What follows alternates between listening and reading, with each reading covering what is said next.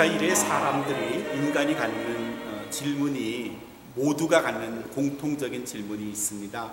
그 중에 첫 번째가 단연 사는 게 뭐냐, 삶이란 뭐냐. 철학자가 등장하고 과학이 발달하면서 과학으로 삶을 규명하려고 하죠. 두 번째, 삶이 뭐냐에 대한 질문이 끝나지도 않고 해답도 알지 못했지만 그 다음에 우리에게 물어지는 두 번째 질문은 도대체 죽음은 뭐냐, 죽는 게 뭐냐. 네, 과학자가 살아있을 때와 영혼이 떠나갔을 때의 무게를 재서 그 차이만큼이 영혼의 무게다, 뭐 이렇게 이론적으로 마련했지만 과학적인 규명은 되지 않고요. 죽는 게 뭐냐. 세 번째 질문이 있죠. 그럼 사람이 태어나기 전에 뭐였냐, 어디서 온 거냐. 사람이라는 존재가 태어나기 전에, 생명이 있기 전에 뭐냐에 대한 물음이고요. 네 번째 마지막 질문은 죽음도 모르지만 죽은 다음에 인간은 어떤 상태가 되느냐에 대한 겁니다. 그 중에 이 네 가지 질문 중에 첫 번째, 사는 게 뭐냐를 철학자들이 논하고 과학자들이 규명하려고 했지만 그 이외의 범주는 도저히 과학적으로, 철학적으로 접근이 불가능해요. 그리고 그 범주를 접근할 수 있는 도구가 나왔는데 그게 종교입니다. 종교. 그래서 신학도 생겨났고요. 신이란 뭐냐, 유물론도 있는가 하면 또 유물론뿐만 아니라 유실론도 있고요. 우리에게도 동일하게 이런 질문이 물어지고요. 그러나 우리는 그 네 개에 대한 아주 확실한 답을 가지고 있는 사람들입니다. 지난 주일 제가 요한복음 19장 28절부터 30절의 말씀을 통해서 십자가에는 몇 개의 죽음이 있다? 두 개의 죽음이 있다. 그 첫 번째 죽음은 누구의 죽음이다? 예수 그리스도의 죽음이다. 두 번째 죽음은 무슨 죽음이다? 무슨 죽음이다? 나의 죽음이다. 내가 죽지 않으면, 내가 그리스도와 함께 못 박히지 않으면 그리스도 홀로 돌아가신 거고 그건 나와는 아무 상관이 없는 거다. 그래서 한 번 죽으면 어떻게 된다? 영원히 죽는 거예요. 백진구 권사님 만점입니다. 두 번 죽으면 영원히 사는 거예요. 내가 한 번 죽는다는 건 육체적으로 그리스도와 상관없이 살다 죽으면 그냥 영원히 죽는 거예요. 끝나는 거예요. 그러나 내가 그리스도 안에서 그리스도와 함께 십자가에 못 박히고 그 후에 내 육신의 죽음을 맞는다면, 두 번을 죽으면 나는 영원히 사는 거다. 오늘은 지난 주일에 이어서 요한복음 6장, 떡장이라고도 이름을 붙입니다. 떡이 등장하는 장이다, 그런 말이겠죠. 6장을 통해서 죽음과 죽음을 뛰어넘을 수 있는 우리의 실존적 상황에 대해서 함께 이야기를 합니다. 제가 좀 어렵게 말하는 게 아니고요, 그냥 편하게 말한다면 어떻게 인간이 살고 어떻게 인간이 영원히 사는 거냐에 관한 질문입니다. 오늘 말씀의 제목이 생명 없는 생명들과 생명 있는 생명들 그랬어요. 아니, 생명이면 다 생명이 있는 거지 왜 생명이 없는 생명이라고 그랬을까? 생명 없는 생명들과 생명 있는 생명들 차이가 뭘까? 독일의 1941년에 나치당이 독일 정권을 잡으면서 히틀러가 주창한 인간의 분류법이 있었습니다. 사람을 나치는, 히틀러는 이렇게 나눴어요. 그 중요한 기준이 뭔가 하면 레벤슨베르테스 레벤이라는 가치입니다. 레벤슨베르테스 레벤, 영어로 번역을 한다면 Life unworthy of life. 한국말로 번역을 다시 하면 살 가치가 없는 생명들을 분류를 해놨어요. 공존할 필요가 없는 생명들이 있다고 나치는, 히틀러는 주창을 했고, 거기에는 마약을 하는 사람들, 유전적 질병이 가진 사람들, 불구자들, 그 다음에 문제를 있는 갱스터들, 사회 질서를 어지럽히는 사기꾼들, 그리고 공산주의자들, 유대인들, 그리고 목회자들, 이런 사람들을 레벤스 베르테스 레벤, 살 가치가 없는 사람들, 그렇게 분류를 하고 그들을 잡아다가 강제 수용소, 대표적인 게 안슈비츠 폴란드에 있는 수용소에 집어넣고 살 가치가 없으니까 그들은 그냥 동물처럼 다 떼 죽음을 해서 600만 명의 유대인들, 그리고 수를 헤아릴 수 없는 많은 사람들이 무가치하게 죽었죠. 나치가 분류한 레벤스 베르테스 레벤, 살 가치가 없는 사람들, 그 이면에는 살만한 사람들, 살아야 하는 사람들, 가치 있는 사람들, 바로 자기의 게르만족을 말하죠. 가치가 있는 사람들, 이렇게 분류를 했습니다. 아주 형편없는 분류법이고요, 저주를 받아 마땅할 만한 그런 생각입니다. 예수님은 그것과는 다르게 다른 분류법으로 인간을 구분하셨는데, 생명이 있는 생명들, 생명이 없는 생명들. 요한복음 6장은 떡장이라고 말씀을 드렸죠. 1절부터 14절까지는 예수님께서 오병이어의 기적을 보여주세요. 잘 알죠? 내용을 말씀드리지 않아도 알죠? 그리고 사람들이 찾아왔고요, 그들과 대화를 하시다가 오늘 말씀 53절부터 55절까지 해서 말씀을 주십니다. 53절에서 예수님께서 예수님을 찾아온 사람들에게 말씀하신 거예요. 인자의 살을 먹지 아니하고 인자의 피를 마시지 아니하면 너희 속에 생명이 없느니라. 호호.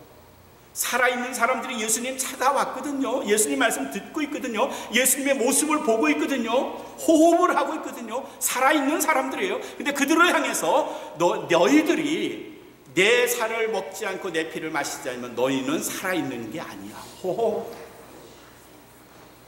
살아는 있는데 살아있지 않다. 무슨 이런 역설적인 패러독시컬한 이야기일까요? 살아있는데 살아있지 않다? 이게 도대체 무슨 말일까요? 그 다음 절에 있는 말씀, 54절의 말씀을 보면 예수님께서 내 살을 먹고 내 피를 마시는 자는 영생이 있대요. 영생이 그 속에 있대요. 영생할 수 있는 사람이래요. 그리고 마지막 날에 내가 그를 다시 살리리라. 예수 그리스도의 살을 먹고 피를 마시면 생명이 있는 거, 영생이 있는 거고, 그렇지 않으면 영생이 없대요. 예수님이 무슨 식인종을 키우시나? 우리 보고 예수님의 살을 먹고 피를 마시라 하면 무슨 그런 말씀이 있어? 아마 그 당시 사람들이 그쯤 생각했을 거예요. 근데 예수님의 본뜻은 내 살을 뜯어 먹어라, 내 피를 마셔라 의 의미가 아니라 나를 믿어라, 나와 함께해라, 내 손을 잡아라, 너의 인생을 나한테 걸어라, 내 살을 먹어라, 내 피를 마셔라. 내가 너희를 위하여 이 땅에 온 메시아임을 기억하고 내게 인생을 걸어라. 그러면 너희가 산다. 그런 뜻이잖아요. 근데 이게 힘들어요. 이렇게 하기가 힘들어요. 왜냐하면 대부분의 사람들이 지금도 마찬가지고 예수님 당시에도 마찬가지고 자기가 죄인이라는 인식을 우리는 좀처럼 허락하지 않아요. 제가 여러분을 보고 여러분 죄인입니다 하면 그렇지요 라고 말하고도 실제로 생각해보면 내가 뭐 형무소 한번 갇힌 적 없고 스갑찬 일 없는데 뭐 나를 보고 죄인이라고 그래. 그렇죠? 그렇죠? 그렇게 우리 생각. 의학 용어는 굳이 아니지만 의사들이 잘 쓰는 말 중에 병식이라는 말이 있어요.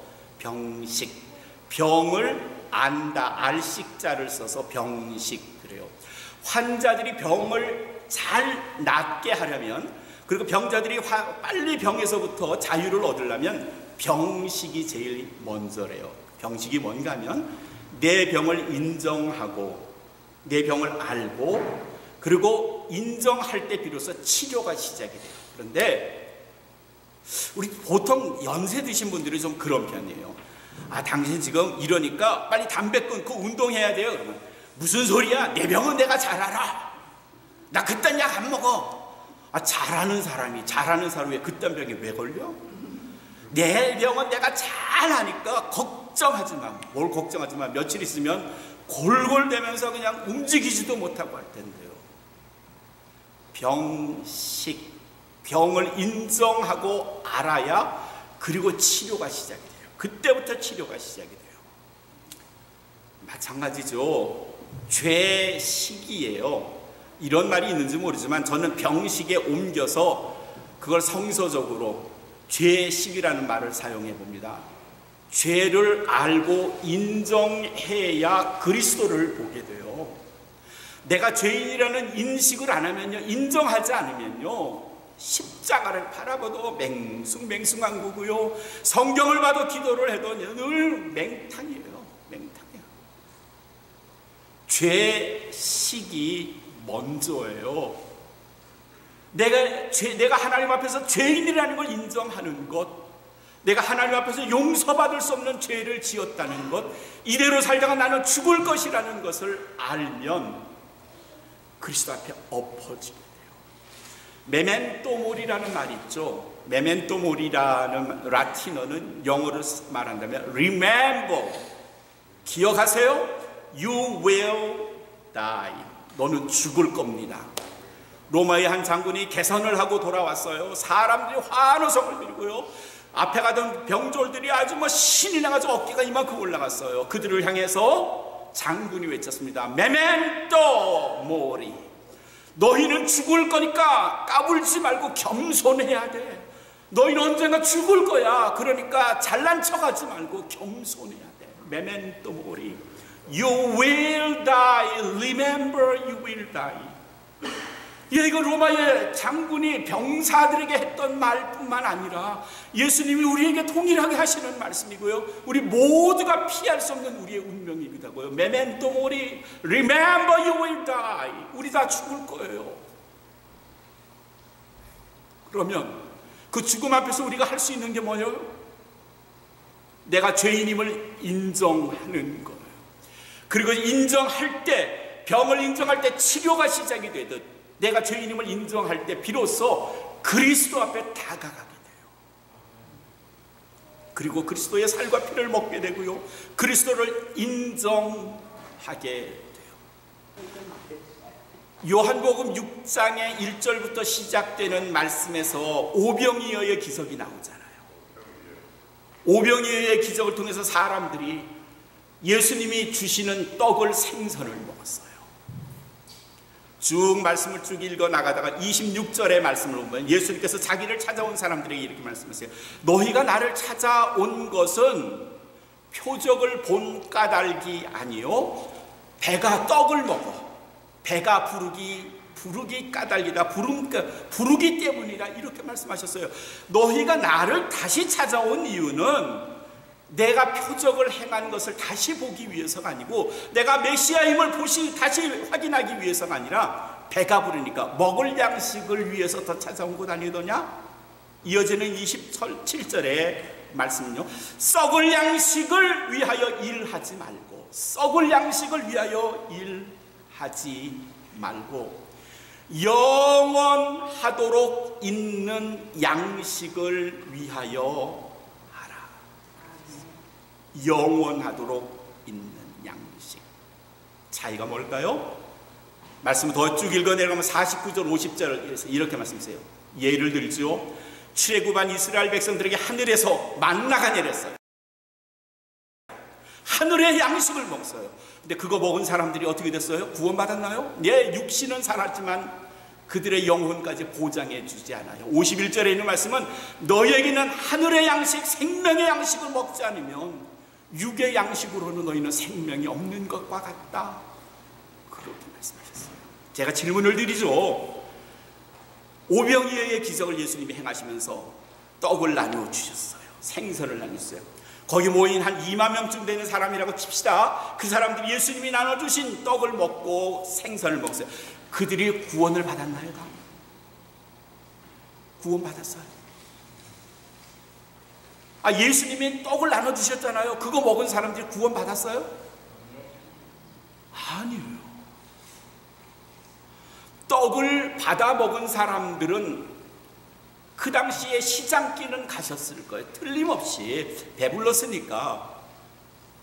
근데 그들의 영혼마저 보장받는 건 아니에요. 떡을 먹은 사람뿐만 아니라 저가 그리스도다, 메시아다라고 믿었던 사람들이 있었을 거예요. 그들이 은혜를 누린 거죠. 그들이 생명의 양식을 먹은 거죠. 그들이 죽을 생명에서 살아날 양식, 살아날 생명, 영원한 생명을 얻은 자로 바뀐 거죠. 그래서 예수님이 말씀하신 거예요. 너희는 잠시 허기를 면할 양식, 썩는 양식을 위하여 일하지 말고 먹지 않더라도 영원히 살 수 있는 하늘의 양식으로 그 일을 위해서 살도록 해라. 마태복음 26장에 예수님이 제자들을 모아놓으셨어요. 죽음을 앞두셨죠. 그리고 제자들과 함께 음식을 나누셨어요. 우리가 말하는 The Last Supper, 마지막 식사, 최후의 만찬이에요. 그 자리에 가룟 유다가 있었을까요? 없었을까요? 예? 있었어요. 예수님이 직접 나눠주신 최후의 만찬을 받았는데, 근데 가룟 유다가 그 마지막에 그걸 먹고 어떻게 했죠? 예수님을 배반했어요. 악한 마음은 그대로였어요. 예수님의 은혜의 양식을 먹었지만 악한 마음은 자기의 죄성을 씻어낼 수 있는 기회를 잃어버렸어요. 은혜가 없다고요? 복음이 없어서 세상이 절망적으로 흐르고 아직도 생명 없는 사람들이 많다고요? 아니요. 예수를 믿는 것과 예수를 아는 것과의 차이가 현저하게 있죠. 좀 더 레디컬하게 이야기를 해볼까요? 이 주일에 교회에 나가서 예배드리는 모든 사람들이 생명이 있다고 우리 말할 수 있나요? 예수님의 말씀을 다 들었던 그 광야에 있던 사람들이, 예수님과 함께 식사를 했던 사람 중에 한 사람조차도 육의 양식은 먹었지만 생명의 양식을 못 먹은 사람들이 있거든요. 불행한 것은, 사회적 문제가 가끔 되는 것은, 교회가 망신스러운 것은 교회 안에 복음이 없어서가 아니고요, 교회 안에 생명이 없어서가 아니고요, 있기는 하는데, 보기는 하는데 자신의 것으로 만드는, 자기의 죄를 인정하는 죄식의 의식이 없으니까, 엎드릴 수 없으니까, 다른 말로 할까요? 교만하니까 그리스도의 양식을 먹지. 이게 우리의 현실이고요. 그래서 슬퍼요. 그리스도인은 많은 것 같은데, 기독교인이 많은 것 같은데, 그 중에 그리스도를 영접한 성도, 거룩한 사람들은, 다른 말로 한다면 생명 있는 생명의 수는 그리 많지 않다는 사실이죠. 우리는 지난 열흘간 경험한 우리 전대중 권사님의 하나님의 부르심을 생각하면서 우린 그런 생각 다시 해야 합니다. 하나님이 언제 날 부르실지 모른다. 메멘토 모리, I will die. Remember, I will die. 언제 우리가 죽을지 모르는데, 이 시간에 나는 생명 있는 생명인가? 육체적으로는 숨을 쉬지만 영원한 영혼을 소유하지 못한 영혼이라면 난 생명 없는 생명일 거고요. 주님이 오늘 우리에게 그렇게 말씀하시죠. 나는 너희의 생명의 떡이라. 그리스도가 우리에게 주시는 자신을 마음으로, 믿음으로 영접하고 고백하지 못하면 죄송합니다. 우리는 그냥 살아있는 송장일 뿐이고요. 그냥 그렇게 송장으로 살아가다가 사라질 수밖에 없고요. 살아있는 송장이 아니라 살아있는 영혼 되기 위해서는 살아있는 하나님의 자녀가 되기 위해서는 내 마음속 깊은 곳에서 그리스도를 향한 고백, 주님 당신의 나의 주세 주시옵소서.